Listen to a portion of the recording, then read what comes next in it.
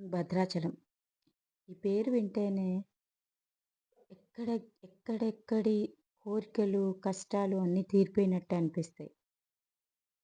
చిన్ననాటి నుంచి ఎన్నో జ్ఞాపకాలు.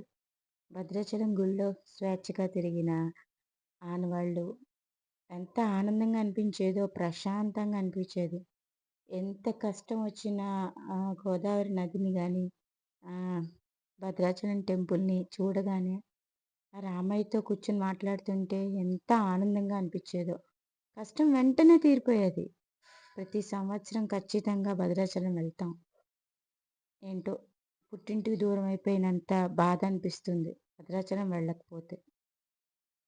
భద్రాచల రామయ్య. అతన్ని నమ్మావో ఏదైనా అడగాలి అనుకుంటే, "రామయ్య నువ్వే కావాలి. ఇంకేమొద్దు మాకు" అని అడగాలి. "నీ అండ కావాలి రామయ్య" అంటే చాలు. ఆయన సహనంతో ఉంటే తన వాదాల వద్ద ఉండిపోతే హనుమన్య ఉంటాడు కదా! హనుమంతుల వారు ఎలా ఉంటారో అలా ఉన్నామంటే చాలు. భద్రాచలం ఎన్ని కష్టాలనైనా మనకి తీర్చేస్తుంది. రామదాసు కష్టపెట్టాడని కాదు. రామదాసు కష్టంలో ఇంత గుడి కట్టారు. ఇంత సహనంగా ఉన్నారు అంటే ఆ సహనం మనలో నేర్పించడానికే రామయ్యొచ్చారు. హనుమయ్య.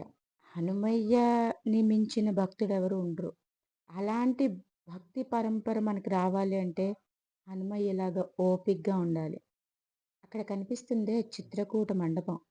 దానిలో చిన్నతనంలో ఎన్ని ఎన్ని విశేషాలు ఉండేవంటే మొత్తం రామయ్య కథ మొత్తం చిత్రాలుగా చేసి స్వేచ్ఛగా ఆడుకోవడానికి మాకుండేది.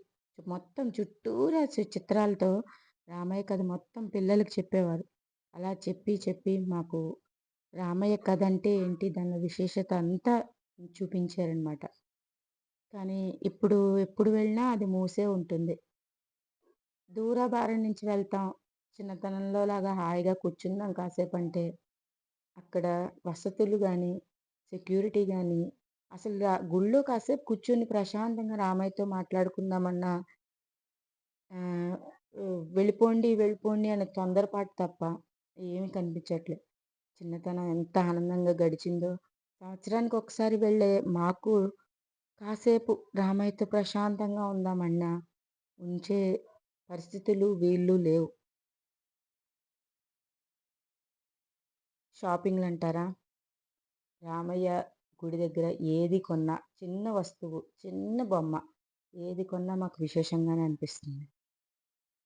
ఎక్కడ కనిపించవా అని అడిగితే, ఎక్కడ కనిపించవు అని చెప్పం. కానీ అక్కడి నుంచి తెచ్చుకున్న చిన్నది, ప్రతి చిన్న రేణువులో రామయ్య మహిమ ఉంటుంది. మాకు ఆ విధంగానే అనిపిస్తుంది. ఎందుకంటే రామభక్తులం గనక, రామచంద్ర స్వామికి ఎలా విన్నవించుకున్నా ఆయన వింటాడు. ఆయన వింటాడు, మాతో ఉంటాడు అన్న నమ్మకమే. అదే మమ్మల్ని ఇంతకాలము అలా నడిపిస్తోంది రామభక్తి. జై శ్రీరామ్, జై శ్రీరామ్ ఏనికన్నా జై శ్రీరామ్ అనుకుంటూనే ముందుకు సాగుతాం. మాకు చిన్నప్పుడు సత్సంగలో కూడా అదే నేర్పించారు. అక్కడ ఉండడం వల్లే కావాలా మాకు ఈ భగవంతుడు ఒక నమ్మకం ఏర్పడింది. మనుషుల్లోనే భగవంతుడే ఉంటాడు. మనం కష్టాల్లో ఉన్న ఒకళ్ళకి సాయం చేస్తే మనిషి రూపంలోనే భగవంతుడొస్తాడు. మనం కష్టాల్లో ఉన్నప్పుడు ఆ భగవంతుడు మనకి సాయం చేస్తాడు. హ్మ్. అతని రూపంలోనే భగవంతుడొస్తాడు అని నేర్పించింది కూడా భద్రాచలమే.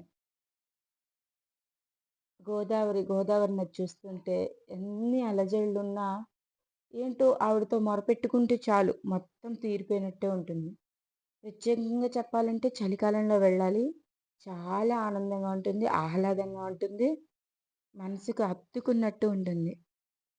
ఏది ఏమైనా అక్కడ అన్నదానంలో భోజనం చేయాలి. అన్నదానం ఆహ్, మనకి ఆహ్, ఎక్కడ దొరకనిది అని చెప్పలేం గానీ, ఒకసారి భోజనం చేస్తే ఆ ప్రాంతంలో మనం ఎంత రుణపడిపోతామో అన్నది తెలుస్తుంది. భద్రాచలంలో ఒక్క పూట భోజనం మనం మళ్ళీ భద్రాచలంలో పునర్జన్మ ఎత్తడానికి సహాయపడుతుంది అని అంటారు పెద్దలు. ఇక మాకు తాతగుడి. తాతగుడి అంటే రాముల వారికి వాళ్ళ తాతయ్య గారు రథం చేయించారు. అక్కడ తాతయ్య గారు ఉండి ఆయనతో ఆడుకునేవారట. అందుకని అక్కడ ఒక హనుమ టెంపుల్ ఉంటుంది. హనుమ టెంపుల్‌లో మా చిన్నతనంలో మాకు జ్వరం వచ్చినా లేదా ఏదైనా భయం వేసినా అక్కడ ఒక పెద్దవారు ఉండేవారు పంతులు గారు. ఆయన కాలం చేశారని విన్నాము. ఆయన రక్ష కట్టేవారనమాట. చిన్ని చెట్టు కింద అక్కడే ఆడుకుంటూ, అక్కడే తిరుగుతూ అప్పట్లో మూసేసినట్టు ఉండేది కాదు. ఇప్పుడంతా గోడలతో కట్టేసి అలా ఉంది గానీ